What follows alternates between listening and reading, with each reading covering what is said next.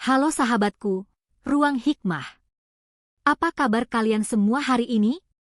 Semoga selalu sehat, bahagia, dan siap untuk mendengarkan kisah yang akan menguras emosi dan menguji kesabaran kita. Siapkan diri kalian, karena kali ini kita akan menyelami sebuah kisah yang sangat gelap dan memilukan tentang seorang istri yang mengalami kekejaman tak terperi di dalam rumah tangganya sendiri. Judul cerita kita hari ini adalah Pukul 3 pagi, suamiku menyeretku dari tempat tidur. Dia memukuliku dengan brutal sampai bibirku pecah. Bangun kau wanita tak berguna. Sementara mertuaku berdiri sambil tertawa. Aku sampai di kantor polisi lalu pingsan. Dan inilah yang kulakukan untuk membalas mereka. Kisah Alena ini adalah bukti nyata bahwa karma itu ada. Kesabaran seorang wanita ada batasnya. Dan ketika batas itu terlampaui, pembalasan yang datang bisa jauh lebih menghancurkan dari yang mereka bayangkan.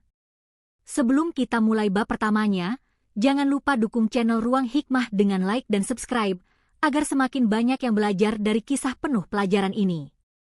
Tuliskan juga di kolom komentar, dari kota mana kalian menonton cerita ini, dan ketik hadir. Selamat mendengarkan, mari kita mulai kisahnya. Udara dini hari itu terasa begitu dingin, tapi bukan dingin biasa. Ada sesuatu yang menekan di dada Alena, seolah alam pun menahan napas, menunggu badai yang akan datang. Jam di dinding menunjukkan pukul 3 lewat sedikit. Rumah besar itu sunyi, hanya terdengar detak jam yang terasa menakutkan. Tiba-tiba, suara langkah kaki berat terdengar dari lorong. Disusul dengan dentuman keras, suara pintu kamar dibanting terbuka. Alena terbangun dengan kaget. Matanya masih buram, tapi ia mengenali bayangan itu. Bayangan suaminya, Wisnu, yang berdiri di ambang pintu dengan mata merah menyala dan nafas berat bercampur aroma alkohol. Sebelum sempat bicara, tangan Wisnu menariknya dengan kasar dari tempat tidur. Tubuh Alena terlempar ke lantai, menghantam keramik dingin dengan bunyi yang membuat bulu kuduk berdiri. Bangun, kau wanita tak berguna. Suara itu menggema di seluruh ruangan, seperti dentuman petir di tengah malam. Bibir Alena membentur lantai, terasa asin, darah. Ia mencoba bangkit, tapi sebuah tamparan keras datang menghantam pipinya. Tubuhnya goyah. Rambutnya berantakan. Napasnya terengah. Kenapa, Wisnu? Aku tidak melakukan apa-apa. Suaranya bergetar, hampir tak terdengar. Tapi jawaban yang datang hanyalah amarah. Jangan pura-pura suci. Kau pikir aku tidak tahu? Semua ini salahmu. Wisnu menendang meja kecil di samping tempat tidur hingga jatuh. Gelas air pecah, serpihan kacanya memantulkan cahaya lampu remang. Dan di antara kekacauan itu, dari ambang pintu, muncul sosok Butina, ibu mertua Alena. Wajahnya tanpa belas kasih, malah terlihat puas. Ia tidak berusaha menghentikan anaknya. Justru menatap Alena dengan senyum sinis, lalu berkata pelan. Sudah sepantasnya kau diberi pelajaran. Anak saya terlalu baik padamu selama ini. Kalimat itu bagai pisau dingin yang menusuk hati Alena. Ia menatap wanita tua itu dengan mata berkaca, berharap ada sedikit empati. Tapi yang didapat hanyalah tawa kecil, tawa yang menusuk lebih dalam dari pukulan apapun. Wisnu kembali menarik tangan Alena, membuat bahunya hampir terkilir. Kebencian di matanya bukan lagi sekadar amarah. Itu adalah kebrutalan yang lahir dari kesombongan seorang lelaki yang merasa memiliki segalanya. Ia berteriak tanpa henti, melempar kata-kata kotor, menghina Alena, menghancurkan harga dirinya sedikit demi sedikit. Alena mencoba melindungi wajahnya dengan tangan, tapi pukulan tetap datang. Setiap benturan membuat dunia di sekelilingnya berputar. Namun di balik rasa sakit, ada sesuatu yang lain tumbuh di dalam dirinya. Bukan lagi ketakutan, melainkan kesadaran bahwa malam ini sesuatu harus berubah. Sambil menahan nyeri, ia memandangi Wisnu dan Butina, dua orang yang seharusnya menjadi keluarganya, tapi kini tampak seperti dua iblis yang bersekongkol. Dan dalam hatinya, perlahan muncul satu tekad. Aku tidak akan diam lagi. Wisnu menendangnya hingga terjatuh di dekat laci samping tempat tidur. Dalam keputusasaan, tangan Alena yang gemetar mencoba meraih sesuatu. Ia membuka laci itu dengan sisa tenaga. Di dalamnya ada ponselnya yang nyaris kehabisan baterai. Wisnu menyadari gerakan itu dan menendang ponselnya, tapi Alena lebih cepat. Satu jari berhasil menekan tombol SOS otomatis yang sudah lama ia siapkan diam-diam. Sebuah pesan darurat terkirim ke nomor satu-satunya yang bisa ia percaya, Pak Bima, pengacara yang selama ini membantunya mengelola bisnis rahasia kecil-kecilan yang tak pernah diketahui Wisnu. Setelah pesan terkirim, Wisnu kembali menarik rambutnya dengan kasar. Kau pikir siapa yang mau menolongmu? Hah? Semua orang tahu kau cuma istri yang tak tahu diri. Alena tidak menjawab. Pandangannya mulai kabur. Namun di antara denyut sakit dan darah di bibirnya, ia menatap langsung ke mata Wisnu tanpa takut. Tatapan itu membuat Wisnu sedikit ragu, karena di mata yang dulu selalu pasrah itu, kini ada sesuatu yang berbeda, kebangkitan. Suatu hari, kamu akan menyesali ini, Wisnu. Kata-kata itu keluar pelan, tapi penuh makna. Wisnu menepisnya dengan tawa meremehkan, lalu berjalan ke arah pintu. Omong kosong. Kau tidak akan pernah berani meninggalkanku. Namun Wisnu salah besar. Malam itu, ketika ia meninggalkan kamar dengan langkah gontai, Alena perlahan bangkit. Tubuhnya gemetar, tapi hatinya mantap. Ia menatap pantulan dirinya di cermin, bibir pecah, mata bengkak, wajah lebam, dan berkata dalam hati, aku tidak akan menjadi korban lagi. Dengan langkah terseok, ia berjalan menuju pintu belakang rumah.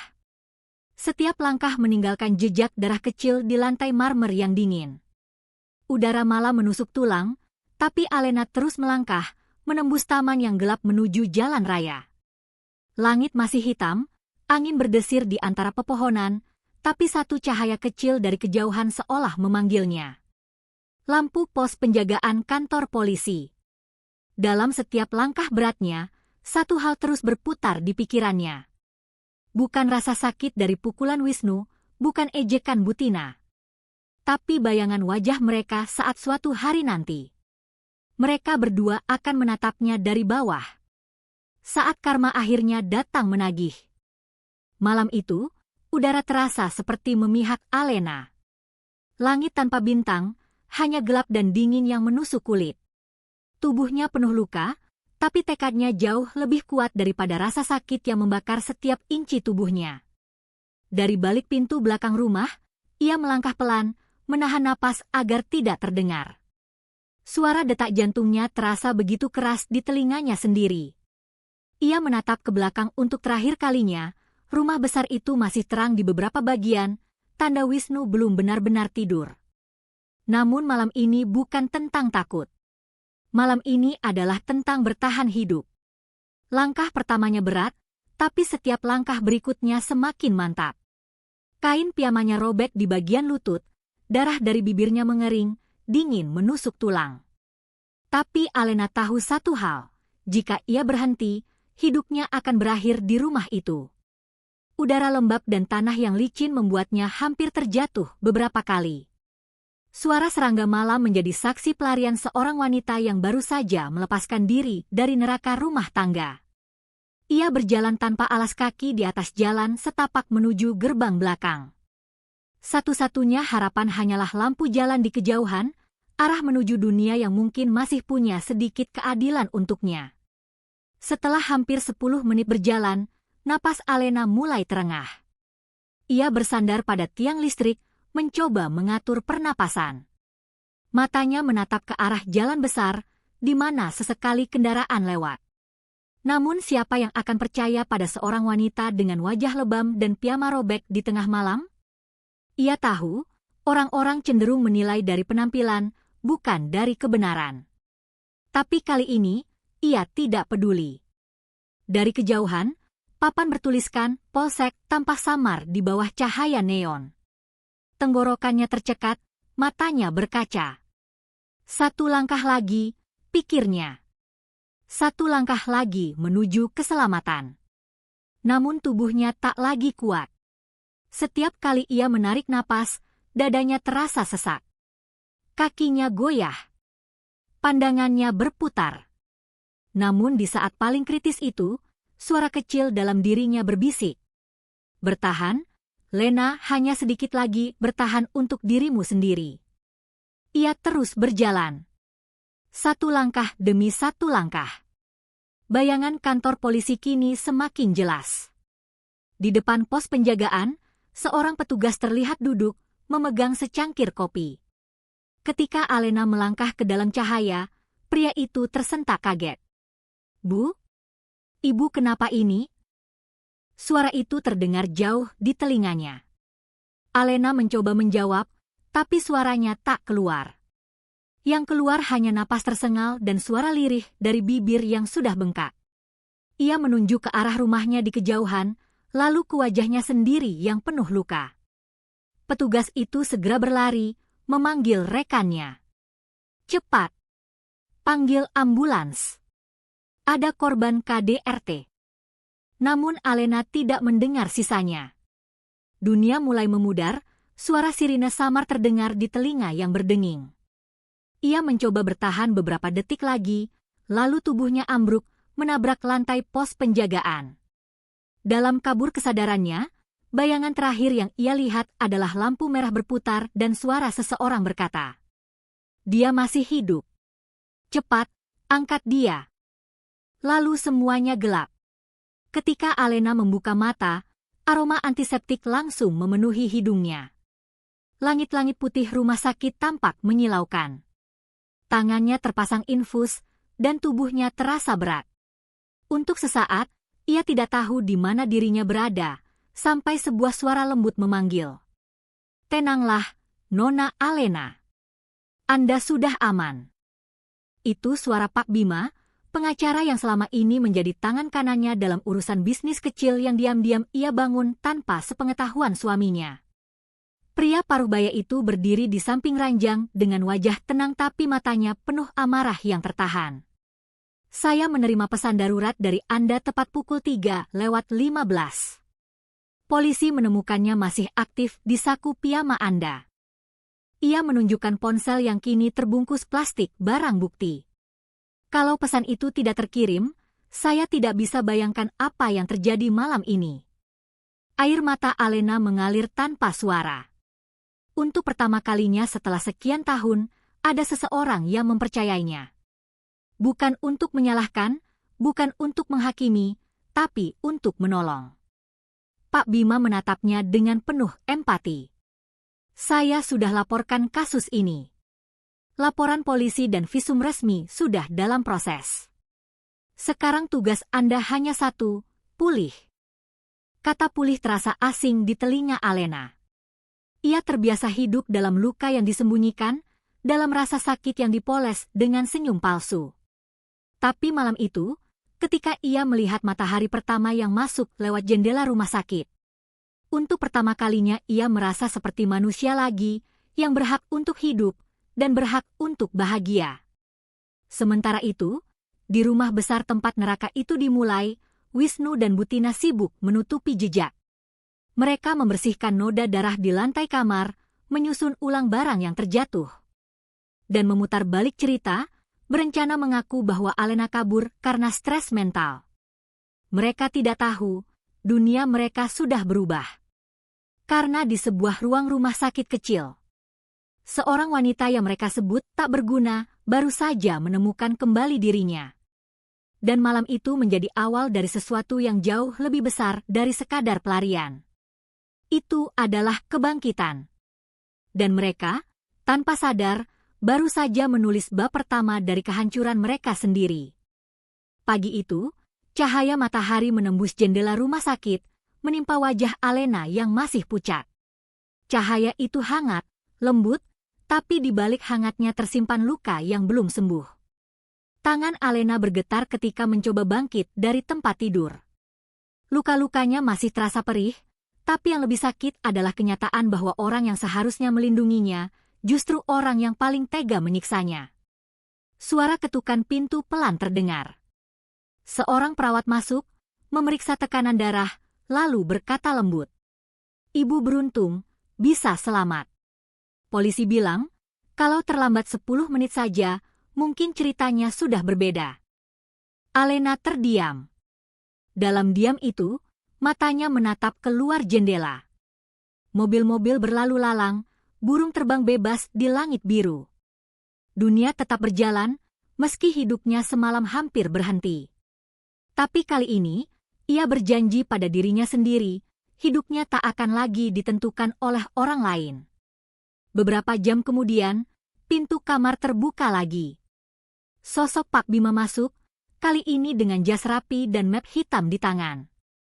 Bagaimana kabarmu, Nona Alena? Tanyanya dengan nada lembut tapi tegas. Alena tersenyum lemah. Masih hidup. Itu sudah cukup. Pak Bima menarik kursi dan duduk di samping ranjangnya. Laporan polisi sudah kami amankan. Semua hasil visum sudah dikirim ke penyidik. Tapi saya harus memberitahu, suamimu datang ke kantor polisi pagi tadi. Alena menatap tajam. Wisnu? Pak Bima mengangguk pelan. Dia berusaha mengubah cerita. Mengaku bahwa kamu mengalami gangguan emosi dan mencoba menyakiti diri sendiri. Alena tertawa kecil, tawa getir yang menandakan luka lama. Tentu. Itu caranya. Selalu menyalahkan orang lain. Tenang, lanjut Pak Bima, semua bukti ada di tangan kita. Saya sudah menyiapkan pengacara tambahan untuk memperkuat laporan. Tapi, saya perlu bertanya satu hal penting. Alena menatapnya. Apa itu? Apakah kamu siap melawan mereka? Pertanyaan itu menggema di kepalanya. Siapkah aku melawan? Ia mengingat malam penuh darah itu. Mengingat tawa Butina, ejekan, pukulan, penghinaan. Lalu perlahan, dengan suara serak namun tegas, ia menjawab. Ya, Pak Bima. Aku siap. Tapi kali ini, aku tidak akan melawan dengan air mata. Pak Bima menatapnya lekat-lekat, lalu tersenyum. Itu jawaban yang kutunggu. Beberapa jam setelah pertemuan itu, rumah sakit berubah jadi panggung drama lain. Pintu kamar Alena dibuka paksa. 2 orang masuk dengan wajah panik dan ekspresi berpura-pura peduli, Wisnu dan Butina. Wisnu berpura-pura cemas, sementara Butina memasang wajah sedih yang dibuat-buat. Oh Alena, apa yang kamu lakukan pada dirimu sendiri, nak? Katanya dengan nada lembut yang palsu. Alena menatap mereka tanpa emosi, tanpa kata, hanya dengan mata yang dingin. Wisnu mencoba mendekat dan menggenggam tangannya. Sayang, dengarkan aku. Kita hanya salah paham. Aku hilaf. Aku tidak bermaksud menyakitimu. Tangannya hampir menyentuh tangan Alena, tapi sebelum itu terjadi, Pak Bima berdiri di antara mereka. Cukup, Tuan Wisnu. Anda tidak boleh mendekati klien saya.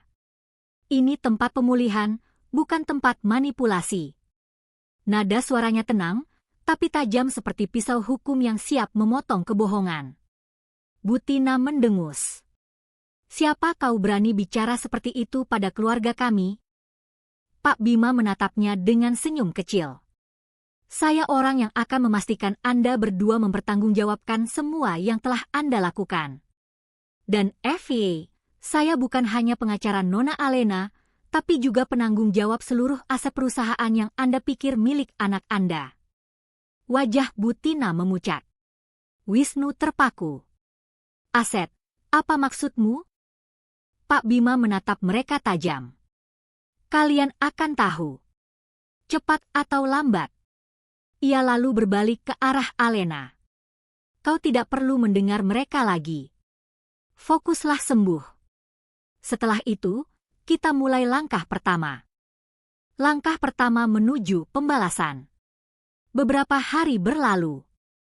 Luka di tubuh Alena mulai mengering, tapi luka di hatinya membentuk sesuatu yang lain, kekuatan. Ia duduk di kursi roda, menatap keluar jendela ruang rawat. Di bawah sana, kota terus bergerak. Ia sadar, selama ini ia hidup dalam kebohongan yang dibangun Wisnu dan ibunya, seolah merekalah yang menafkahi keluarga. Padahal, dialah yang diam-diam menghidupi rumah itu melalui kerja kerasnya mengelola bisnis catering kecil yang perlahan tumbuh menjadi perusahaan besar. Dan saat itulah rencana besar mulai terbentuk di pikirannya. Ia menatap Pak Bima dan berkata pelan, "Sudah cukup, aku diam. Sekarang waktunya mereka tahu siapa yang sebenarnya berkuasa." Pak Bima mengangguk. "Kita akan mulai dengan mengamankan asetmu. Semua properti, saham, dan rekening akan kita tarik atas namamu sendiri. Lalu kita akan buka fakta yang selama ini mereka sembunyikan." Sementara itu, Wisnu dan Butina masih yakin Alena tidak punya kekuatan apapun. Mereka tertawa di rumah, menceritakan versi palsu pada teman-teman mereka. Mereka bahkan berkata Alena dirawat karena stres berat. Namun mereka tidak tahu. Alena sudah tidak lagi jadi korban. Ia sedang menulis bab baru dalam hidupnya. Malam itu, sebelum tidur, Alena memandangi pantulan wajahnya di cermin rumah sakit. Wajah itu masih menunjukkan bekas luka, tapi di balik luka itu ada tatapan baru, tatapan seorang wanita yang tidak akan pernah kembali menjadi lemah. Ia berbisik pada dirinya sendiri. "Besok, aku akan mulai lagi. Tapi kali ini, bukan untuk membahagiakan orang lain, melainkan untuk menyembuhkan diriku sendiri." Dan di saat itulah, cahaya bulan jatuh di wajahnya. Simbol bahwa bahkan di kegelapan terdalam pun, selalu ada cahaya kecil yang menuntun keluar. Esok paginya, ketika perawat masuk membawa sarapan, Alena sudah duduk tegak, menandatangani beberapa berkas yang dibawa Pak Bima. Itu adalah dokumen pertama dari rencana besar yang akan mengubah segalanya. Bukan sekadar untuk mencari keadilan, tapi untuk menuntaskan luka yang sudah terlalu lama ia pendam. Malam pukul 3 yang kelam itu kini tinggal kenangan. Karena dari reruntuhan tubuh yang dipukul dan hati yang dihina, lahir seorang Alena yang baru. Dan inilah awal dari perjalanan panjang menuju pembalasan yang tidak dengan darah, tetapi dengan kecerdasan, kekuatan, dan kehormatan. Hari berganti minggu. Luka di tubuh Alena perlahan sembuh, tapi luka di batinnya berubah menjadi sesuatu yang jauh lebih kuat, keteguhan. Selama bertahun-tahun ia menutupi kekuatannya di balik senyum lembut seorang istri. Ia membiarkan Wisnu merasa seolah ia pusat dunia, padahal tanpa sadar, seluruh hidup Wisnu berdiri di atas fondasi yang dibangun oleh tangan Alena sendiri. Hari itu, Pak Bima datang ke apartemen sederhana tempat Alena sementara tinggal.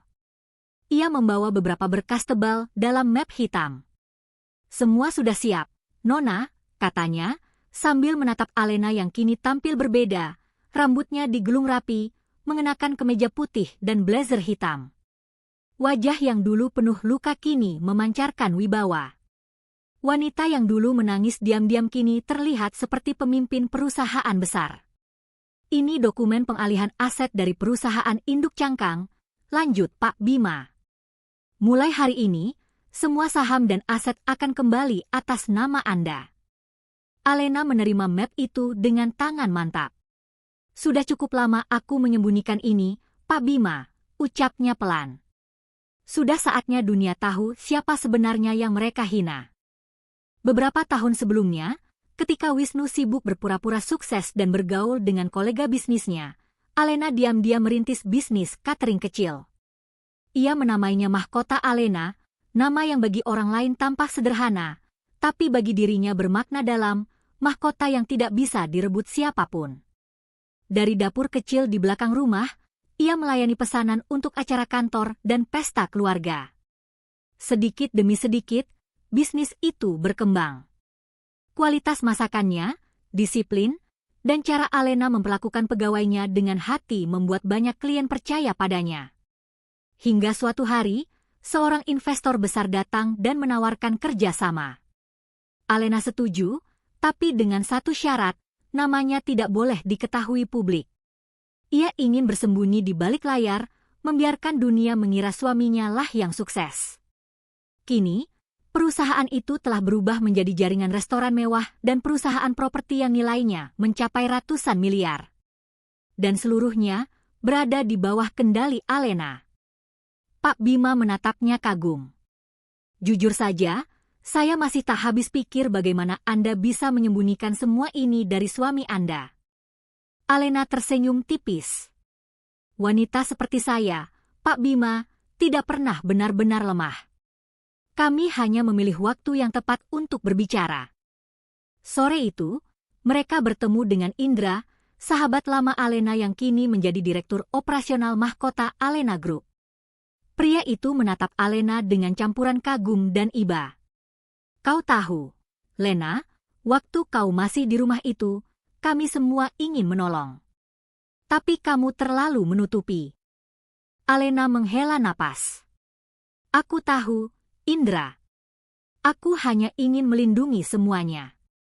Aku takut kalau Wisnu tahu, dia akan menghancurkannya. Indra menatapnya serius. Sekarang dia yang akan hancur.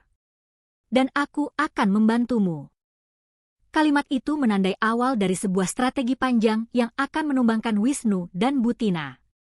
Malam itu, ketiganya duduk di ruang rapat kecil dengan pencahayaan lembut. Di atas meja, lembar-lembar dokumen terbuka, laporan keuangan, surat kepemilikan aset, dan data properti yang selama ini mereka nikmati tanpa tahu siapa pemiliknya. Pak Bima berbicara pelan tapi penuh tekanan. Kita bagi rencana ini menjadi 3 fase: pengamanan, penarikan, dan penghancuran reputasi. Semua harus dijalankan tanpa kesalahan. Alena mengangguk. Mulai malam ini, aku tidak akan lagi jadi korban. Mereka yang menertawakan luka-lukaku akan tahu bagaimana rasanya kehilangan segalanya. Fase pertama dimulai, pengamanan aset. Semua rekening bersama dibekukan, dokumen properti ditarik dari brankas, dan sistem administrasi perusahaan diperbarui atas nama Direktur Tunggal, Alena. Langkah ini dijalankan senyap, tanpa publik tahu. Sementara di rumah besar yang dulu menjadi penjara emasnya, Wisnu dan Butina masih hidup dalam kesombongan. Mereka berpesta, tertawa, dan bercerita pada teman-teman mereka bahwa Alena telah gila karena stres. Mereka tidak tahu, tepat di saat mereka tertawa, setiap fasilitas mereka, dari kartu kredit, rekening, hingga mobil dinas, mulai hilang satu demi satu dari sistem. Indra menatap layar laptopnya sambil berkata pelan. Saya sudah memutus akses mereka dari rekening perusahaan. Semua data diubah. Mulai besok pagi, mereka tidak akan bisa membeli sebotol air pun dengan kartu itu. Pak Bima menimpali, kita akan biarkan mereka merasakan lapar yang tidak bisa disembunyikan oleh gengsi. Alena hanya diam. Matanya menatap foto suaminya yang masih tersimpan di layar ponselnya. Bukan dengan benci, tapi dengan tenang. Dulu dia selalu bilang aku tak punya apa-apa, ucapnya lirih. Sekarang, biar dia tahu, semua yang dia banggakan berasal dariku. Beberapa hari kemudian, berita kecil mulai menyebar di lingkungan sosial Wisnu. Ada audit mendadak di perusahaan tempatnya bekerja. Fasilitas mobil yang ia gunakan dicabut. Kartu kredit perusahaannya dibekukan karena dugaan pelanggaran etik. Wisnu mulai panik. Ia mencoba menelepon bank, tapi sistem menolak semua permintaannya. Sementara itu, Butina marah besar karena kartu kredit pribadinya juga ditolak di butik langganannya. Namun di balik semua kekacauan itu, Alena hanya tersenyum tenang di balik kaca jendela apartemen barunya. Ia menatap matahari sore yang tenggelam dan berkata pelan pada dirinya sendiri. Ini baru permulaan. Aku akan ambil kembali semua yang pernah mereka curi dariku, tanpa menyentuh mereka sekalipun. Pak Bima menatapnya dengan hormat. Langkah pertama berhasil, Nona Alena. Sekarang mereka mulai goyah. Alena tersenyum. Bagus. Karena semakin tinggi mereka berdiri di atas kesombongan, semakin keras mereka akan jatuh. Di ujung sore itu, kamera ruang hikmah bisa seolah menyorot wajah Alena dari balik bayangan jendela. Wanita yang dulu dipukuli pukul 3 pagi, kini duduk seperti ratu di singgasananya sendiri.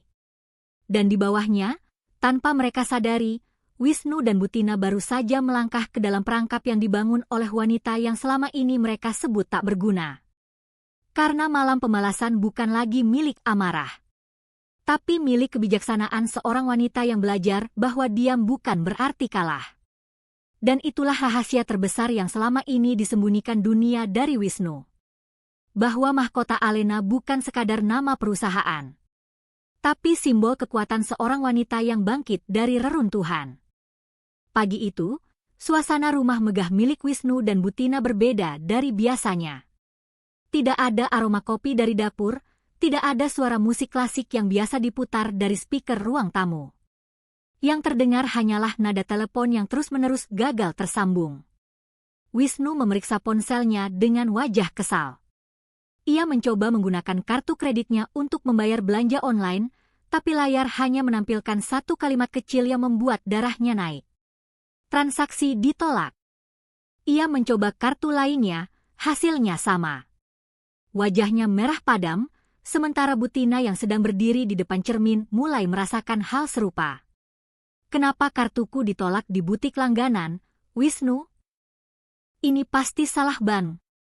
Wisnu mencoba menenangkan, tapi nadanya goyah. Tenang, nanti aku urus. Mungkin sistemnya error. Namun ia tahu, ini bukan sekadar error. Sesuatu sedang terjadi, sesuatu yang lebih besar dari yang bisa ia kendalikan. Beberapa jam kemudian, telepon dari sekretaris pribadinya datang. Pak Wisnu, mohon maaf, mobil dinas Anda ditarik oleh pihak perusahaan. Ada perintah langsung dari manajemen pusat. Apa? Atas dasar apa? Katanya, Bapak sudah tidak terdaftar sebagai direktur di cabang manapun. Wisnu terpaku. Tidak terdaftar. Suara di seberang menjawab hati-hati, ya, Pak. Semua data direstrukturisasi sejak kemarin sore. Nama Bapak sudah dihapus dari sistem. Tangan Wisnu bergetar. Ia tak tahu bahwa pada saat yang sama, di sebuah ruang rapat di pusat kota, Alena sedang menandatangani surat keputusan yang menghapus nama suaminya dari seluruh jaringan perusahaan. Sore itu, Alena duduk di ruang rapat mahkota Alena Group dengan pandangan tenang. Di hadapannya, layar besar menampilkan laporan hasil audit keuangan terbaru. Semua aset sudah dikunci, semua akses pihak luar sudah diputus, lapor Indra.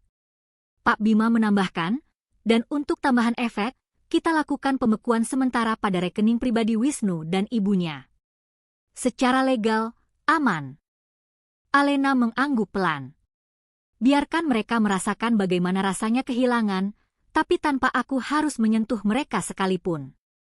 Suaranya tenang, tapi di balik ketenangan itu ada amarah yang terpendam bertahun-tahun, kini berubah menjadi strategi dingin dan tepat sasaran. Ia menatap layar dengan mata tajam. Dulu mereka menghancurkan tubuhku, sekarang biarkan aku menghancurkan kesombongan mereka. Di rumah, Butina mulai panik. Pelayan-pelayan pergi satu persatu karena gaji mereka tidak masuk. Air dan listrik sempat hampir diputus karena tagihan menumpuk. Wisnu mencoba menghubungi relasinya, tapi satu persatu mulai menjauh. Kabar tersebar bahwa perusahaannya sedang bermasalah hukum.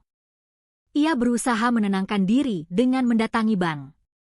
Namun di sana, pegawai hanya bisa berkata sopan, "Maaf, Pak, semua rekening Anda dibekukan karena adanya audit internal. Kami tidak bisa memberikan informasi lebih lanjut." Siapa yang berani melakukannya? Aku ini pemilik perusahaan itu, teriak Wisnu. Pegawai itu menunduk. Maaf, Pak, menurut data terbaru, pemilik sah adalah Nyonya Alena Mahendra. Suara itu membuat seluruh darah di tubuh Wisnu berhenti mengalir sesaat. Ia hampir tidak percaya. Alena, suaranya pecah di ruangan itu.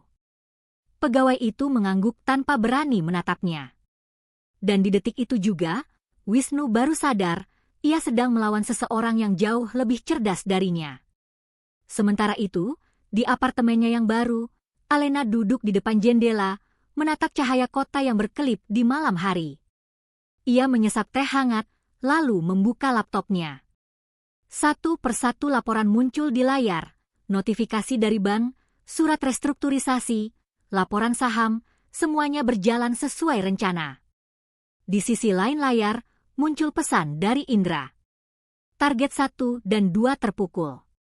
Fase berikutnya siap dijalankan. Alena mengetik balasan singkat. Lanjutkan. Tapi jangan sampai mereka tahu siapa di balik semua ini. Biarkan mereka tenggelam oleh kesombongan mereka sendiri. Pak Bima yang duduk di sofa di belakangnya menatapnya kagum. Luar biasa. Kau melakukan semua ini tanpa satu pun emosi yang meledak. Alena tersenyum tipis. Saya sudah menangis cukup lama, Pak. Sekarang, saatnya saya menggunakan logika. Ia menatap pantulan dirinya di jendela kaca. Wanita yang dulu berdarah dan menangis kini duduk seperti seorang penguasa yang baru mengambil kembali tahtanya. Dulu, setiap kali aku melihat diriku di cermin, aku hanya melihat luka. Sekarang aku melihat sesuatu yang lain, kekuatan. Keesokan harinya, Wisnu mencoba menghubungi Alena. Nada sambung panjang, lalu akhirnya tersambung. Lena, tolong. Aku tahu aku salah. Tapi kenapa kamu lakukan ini? Alena diam beberapa detik, lalu menjawab dengan suara pelan tapi menusuk. Kenapa? Karena aku ingin kau merasakan apa yang pernah kurasakan. Hilang arah. Tak berdaya. Tak dipercaya. Lena, tolong. Aku bisa jelaskan segalanya. Terlambat, Wisnu. Kau sudah menjelaskan semuanya waktu kau menendangku dari tempat tidur malam itu. Telepon terputus. Wisnu terdiam, wajahnya pucat. Untuk pertama kalinya, ia benar-benar merasakan apa itu kehilangan kendali. Dan di kejauhan, Alena tersenyum sendirian. Bukan senyum kebencian, tapi senyum lega. Karena untuk pertama kalinya, keadilan mulai berpihak padanya, tanpa ia harus menodai tangannya dengan dosa yang sama. Hari berganti hari, kabar tentang kejatuhan Wisnu mulai menjadi bisik-bisik di kalangan sosialita. Butina yang dulu selalu menyombongkan menantunya kini menutup diri dari lingkungan. Rumah megah itu perlahan sepi, seperti istana yang kehilangan penghuninya. Sementara itu, di sisi lain kota, mahkota Alena Group baru saja meluncurkan proyek besar, restoran eksklusif bertema kebangkitan. Nama yang bagi banyak orang terdengar puitis, tapi bagi Alena, itu adalah simbol dari perjalanan hidupnya. Dan di akhir malam, setelah semua rapat selesai, Alena menatap langit kota dari balkon. Angin berhembus lembut melewati wajahnya, membawa ketenangan yang dulu tak pernah ia miliki. Ia berbisik pada dirinya sendiri. Balas dendamku bukan untuk menyakiti mereka, tapi untuk menyembuhkan diriku. Lalu ia menutup matanya, menghela napas panjang. Dan membiarkan malam menjadi saksi. Bahwa keadilan memang tidak selalu datang dalam bentuk pukulan. Kadang datang dalam bentuk diam yang membalas dengan elegan. Pagi itu, langit tampak muram. Awan kelabu menggantung di atas kawasan elit tempat rumah Wisnu berdiri megah. Burung-burung yang biasanya berkicau di taman depan pun seolah enggan bernyanyi. Hari itu bukan hari biasa, hari itu adalah hari penghakiman. Jam menunjukkan pukul 9 lewat sedikit ketika dua mobil hitam berhenti di depan gerbang rumah. Dari dalam, keluar Pak Bima dengan jas gelapnya, diikuti dua orang pejabat dari pengadilan dan beberapa petugas berseragam. Mereka membawa map tebal, kamera dokumentasi, dan surat berstempel resmi. Satpam rumah sempat panik. Maaf, Bapak siapa? Pak Bima menatapnya datar. Kami dari pengadilan negeri.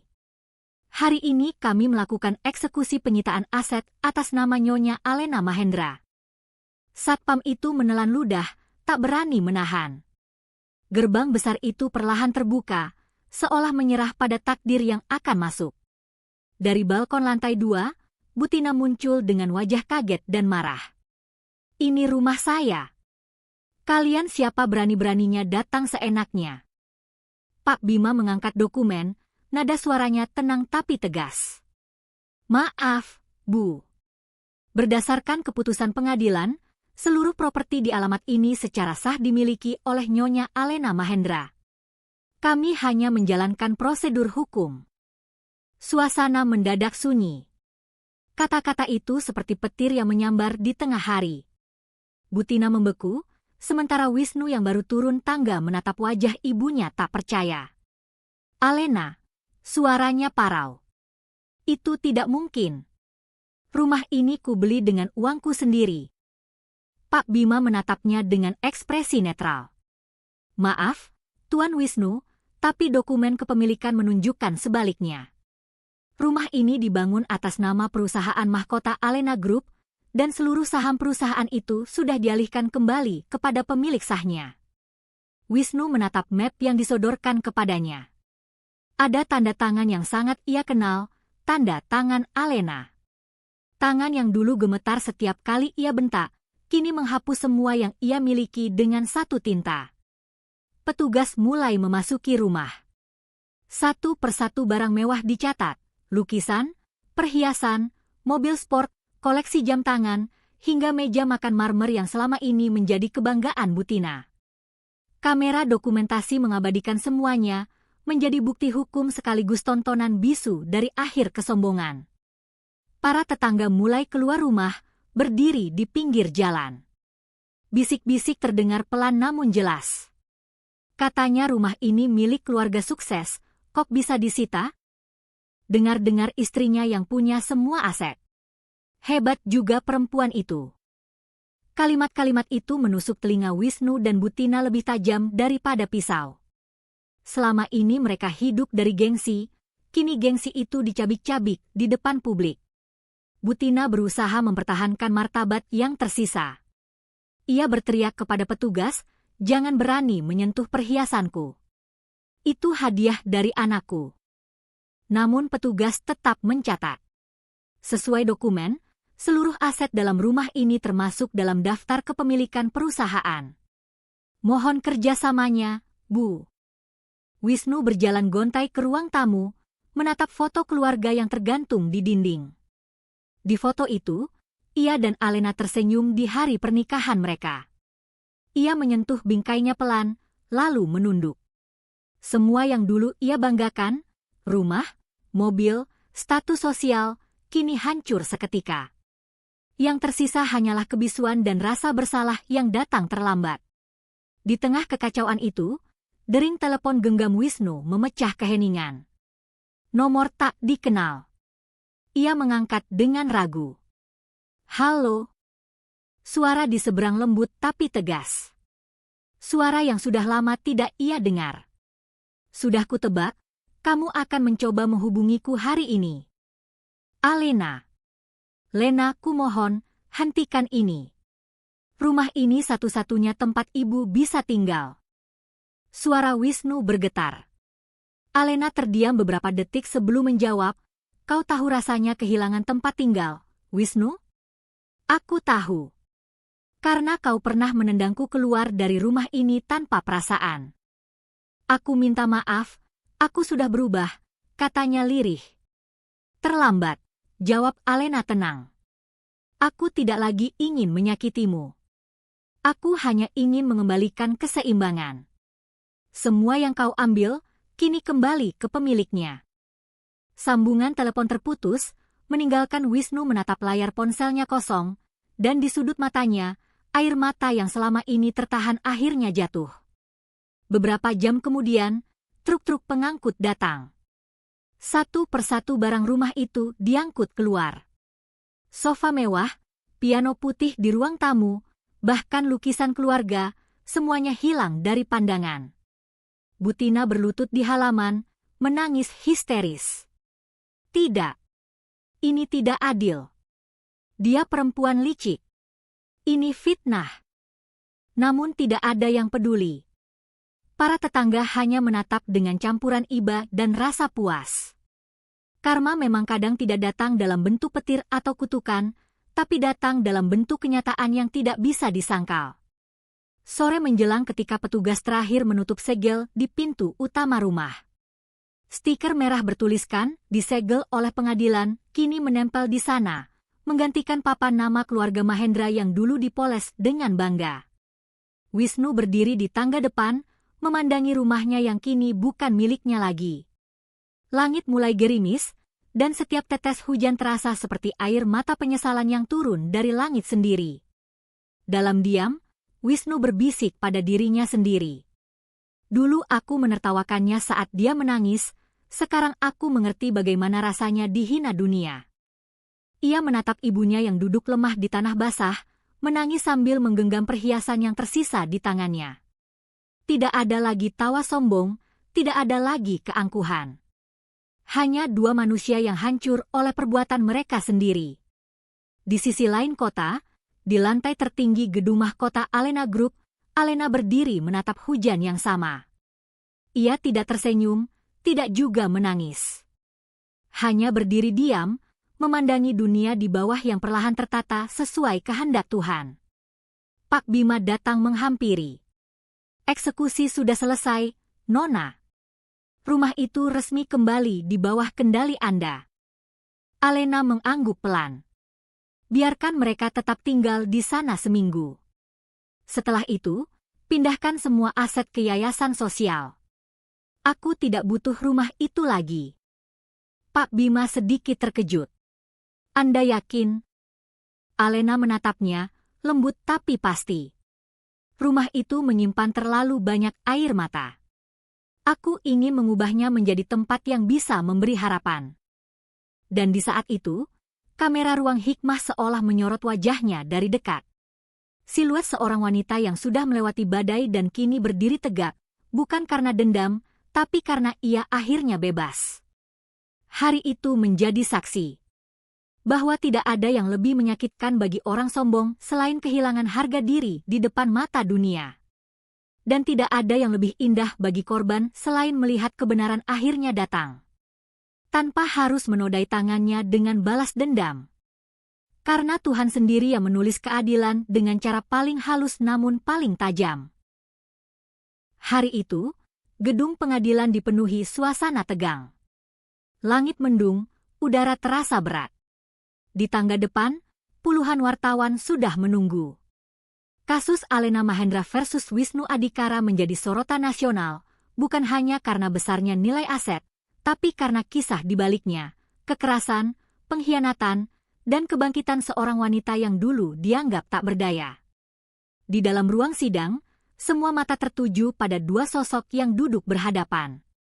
Di satu sisi, Alena, dengan busana hitam sederhana, wajah tenang, dan mata yang tak lagi memancarkan luka, melainkan kekuatan. Di sisi lain, Wisnu, dengan setelan kusut dan ekspresi gelisah, sementara di belakangnya duduk Butina, menunduk, tak lagi berani menatap ke depan. Hakim memasuki ruangan, mengetukkan palu 3 kali. Sidang dimulai. Suasana hening. Hanya suara berkas yang dibuka dan pena yang menulis. Jaksa berdiri, membuka pernyataannya dengan nada tegas. "Yang mulia, perkara ini bukan hanya tentang harta, tapi tentang penyalahgunaan kekuasaan dalam rumah tangga. Korban, Nyonya Alena Mahendra, telah mengalami kekerasan fisik dan psikis selama bertahun-tahun. Namun hari ini, beliau berdiri di sini bukan untuk menuntut balas, melainkan untuk menegakkan kebenaran." Semua mata beralih ke Alena. Ia menunduk sejenak, menarik napas, lalu berdiri perlahan. Suara sepatunya terdengar jelas di lantai marmer, langkah yang dulu gemetar, kini mantap dan berwibawa. "Yang mulia," katanya dengan suara lembut tapi tegas. "Saya tidak pernah membayangkan akan berdiri di ruangan ini. Dulu saya percaya cinta bisa mengubah seseorang. Tapi ternyata, cinta tanpa hormat hanya akan berubah menjadi penjara." Ruangan sunyi. Wisnu menunduk, tak berani menatap. Alena melanjutkan. Selama ini saya hidup di bawah bayang-bayang ancaman, dipukul, dihina, dan dipermalukan. Namun saya bertahan, bukan karena saya lemah, tapi karena saya menunggu waktu yang tepat untuk menunjukkan siapa saya sebenarnya. Ia menatap langsung ke arah Wisnu. Dan waktu itu adalah sekarang. Pak Bima berdiri, menyerahkan tumpukan berkas ke meja hakim. Yang mulia, berikut ini dokumen kepemilikan seluruh aset perusahaan mahkota Alena Group, termasuk rumah dan rekening bersama. Semua atas nama klien saya. Bukti transfer, laporan saham, serta rekaman CCTV malam kejadian juga kami lampirkan. Hakim membuka berkas itu dengan serius. Ruang sidang menjadi hening kembali. Suara kertas bergesekan terdengar seolah jarum jam berhenti berdetak. Wisnu mencoba berdiri. Yang mulia, ini tidak benar. Itu perusahaan saya. Saya yang memimpin. Hakim menatapnya tajam. Bisa Anda buktikan? Wisnu menoleh ke arah pengacaranya, tapi pria itu hanya menunduk, tak bisa berkata apa-apa. Jaksa menimpali, Yang mulia, sesuai data notaris dan akta pendirian, Wisnu Adhikara hanyalah direktur bayangan. Semua dokumen resmi menempatkan Nyonya Alena sebagai pendiri dan pemilik sah. Dengan kata lain, harta yang selama ini ia pamerkan bukan miliknya. Terdengar desahan panjang di seluruh ruangan. Beberapa wartawan langsung menulis cepat. Butina menutup mulutnya, wajahnya memucat. Hakim mengetuk palu. Cukup. Ia menatap Wisnu dengan tatapan yang tajam tapi penuh makna. Tuan Wisnu, apa Anda menyadari bahwa Anda telah melakukan kekerasan dan kebohongan terhadap pasangan Anda selama bertahun-tahun? Wisnu menunduk, matanya berkaca. Suara lirih keluar dari bibirnya, hampir seperti bisikan, saya menyesal, Yang mulia. Alena menatapnya lama. Tidak ada kebencian di matanya, hanya ketenangan. Dan mungkin, sedikit rasa iba. Hakim melanjutkan. Setelah mempertimbangkan bukti dan kesaksian, pengadilan memutuskan bahwa semua aset perusahaan dan properti dikembalikan sepenuhnya kepada Nyonya Alena Mahendra. Hak asuh dan nafkah diberikan kepada beliau. Sedangkan terdakwa, Wisnu Adhikara, dijatuhi hukuman sesuai pasal kekerasan dalam rumah tangga. Palu diketuk 3 kali. Sidang ditutup. Ruang sidang bergemuruh. Wartawan berebut mengambil gambar. Namun di tengah hiruk-pikuk itu, Alena tetap berdiri diam, wajahnya datar, tapi matanya bersinar. Bukan karena kemenangan, tapi karena beban panjang akhirnya lepas. Wisnu menghampirinya pelan, dijaga 2 petugas. Suaranya serak. Lena, maafkan aku. Aku kehilangan segalanya. Alena menatapnya, lalu menjawab pelan. Tidak, Wisnu. Kau tidak kehilangan segalanya. Kau hanya kehilangan apa yang bukan milikmu. Ia berbalik dan melangkah pergi dengan tenang. Setiap langkahnya bergema di lantai ruang sidang, seperti ketukan waktu yang menandai berakhirnya satu bab dan dimulainya babak baru. Di luar gedung pengadilan, hujan turun perlahan. Alena berdiri di bawah atap, menatap langit yang kelabu. Pak Bima mendekat. Kau sudah bebas, Nona. Apa yang akan kau lakukan sekarang? Alena tersenyum tipis. Saya tidak akan membuang waktu untuk membenci. Hidup ini terlalu singkat untuk dihabiskan pada orang yang salah. Saya akan gunakan kemenangan ini untuk sesuatu yang lebih baik. Ia menatap jauh ke depan, ke arah masa depan yang mulai tampak cerah. Harta bisa direbut, cinta bisa hilang, tapi harga diri hanya bisa dikembalikan oleh diri sendiri. Di ujung jalan, mobil hitam berhenti. Alena masuk, menatap keluar jendela, melihat sekilas Wisnu yang masih berdiri di bawah hujan, menggenggam wajahnya sendiri dalam penyesalan. Tapi ia tidak menatap ke belakang lagi. Karena ia tahu, tidak semua luka butuh balas dendam. Beberapa luka hanya perlu diubah menjadi pelajaran agar tak ada wanita lain yang mengalami hal yang sama. Mobil melaju perlahan, meninggalkan gedung pengadilan. Langit yang tadi kelabu mulai menyingkap sedikit cahaya matahari di balik awan. Cahaya itu jatuh di wajah Alena, menyoroti mata yang kini tak lagi penuh duka. Kemenangan itu bukan tentang siapa yang kalah atau menang, melainkan tentang seorang wanita yang akhirnya memilih keadilan daripada kebencian. Dan ketika kamera ruang hikmah menutup dengan slow fade, suara narator mengalun lembut. Kadang Tuhan tidak menurunkan petir untuk menghukum orang jahat. Ia hanya menyingkap tabir agar dunia melihat kebenaran dengan mata kepala sendiri. 1 tahun telah berlalu sejak sidang terakhir itu. Waktu, rupanya, benar-benar tahu caranya menyembuhkan, bukan dengan menghapus luka, tapi dengan mengubahnya menjadi kekuatan. Alena berdiri di atas panggung megah di ballroom hotel bintang 5. Gaun putih sederhana yang ia kenakan berkilau lembut di bawah cahaya lampu gantung. Di belakangnya terpampang papan bertuliskan Grand Opening, Mahkota Alena, Ataste of Resilience. Tepuk tangan menggema. Para tamu berdiri memberi penghormatan. Namun di tengah kemegahan itu, wajah Alena tetap tenang. Ia tidak menatap para pejabat, bukan juga para pengusaha yang datang untuk menjilat. Ia hanya menatap ke depan, pada sesuatu yang jauh lebih penting, hidupnya sendiri yang kini utuh kembali. Selesai sambutan, ia turun dari panggung. Pak Bima berdiri di samping Indra, tersenyum bangga. Kau membuat sejarah, Lena, kata Indra pelan. Alena menatap sekeliling ruangan, dinding-dinding yang dulu hanya mimpi kini nyata. Bukan sejarah, jawabnya lembut. Hanya bukti bahwa Tuhan tidak pernah tidur. Ia melangkah ke arah jendela besar yang menghadap ke kota. Cahaya sore menembus kaca, membentuk siluet di wajahnya. Dulu, di jam yang sama, ia pernah berdiri di rumah sakit dengan bibir pecah dan mata bengkak. Kini, di jam yang sama, ia berdiri sebagai pemimpin, bukan korban. Pak Bima menatapnya dengan kagum. Dan Anda masih memilih untuk tidak menjatuhkan laporan tambahan terhadap mereka. Alena tersenyum tipis. Untuk apa? Aku sudah melihat sendiri bagaimana Tuhan bekerja. Aku tidak perlu menambah penderitaan orang yang sudah dihukum oleh takdir.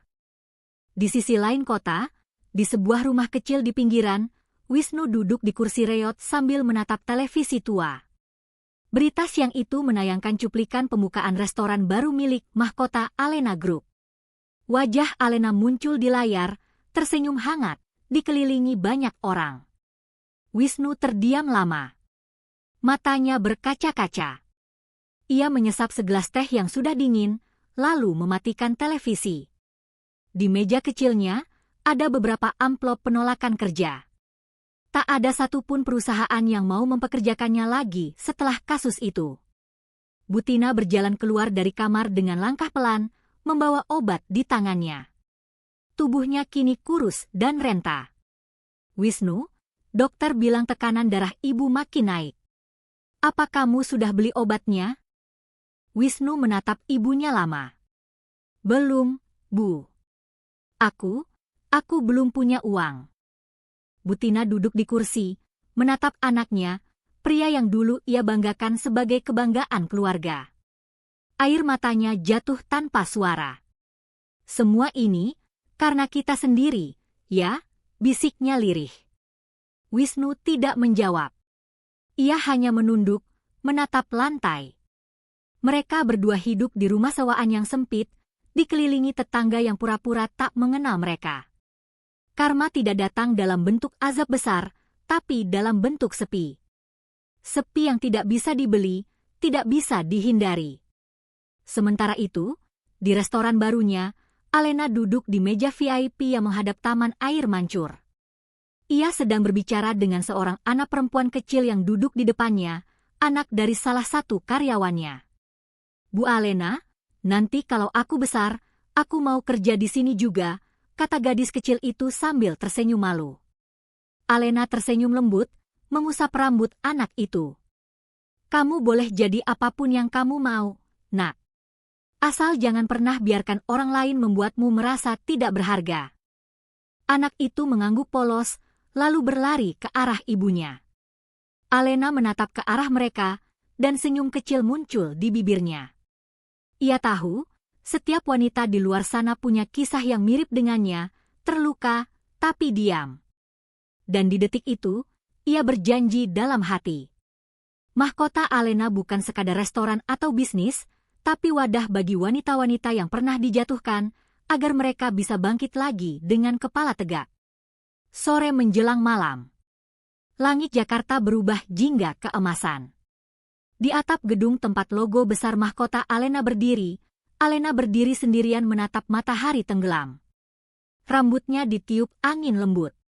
Ia menutup mata, mengingat kembali semua yang telah ia lalui, malam-malam penuh air mata, teriakan, rasa takut, dan luka.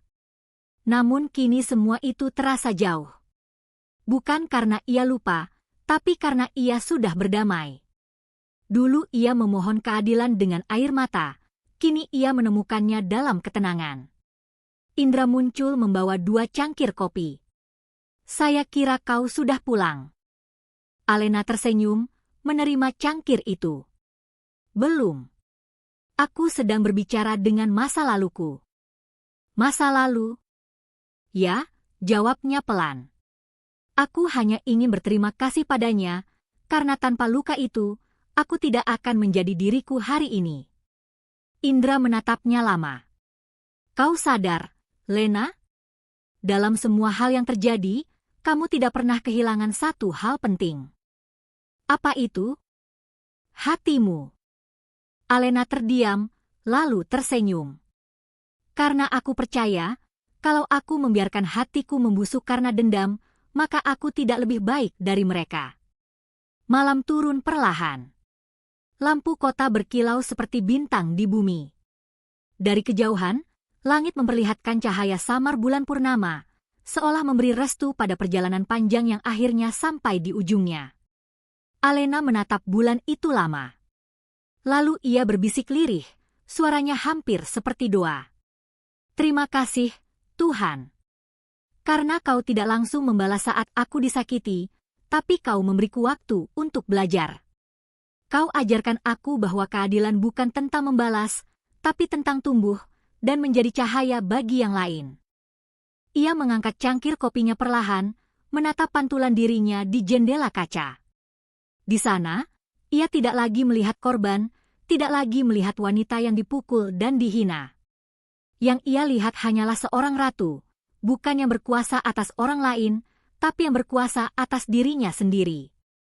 Kamera ruang hikmah bisa menutup dengan pemandangan lembut. Alena berdiri di balkon, diterpa angin malam, memandang kota yang berkilau.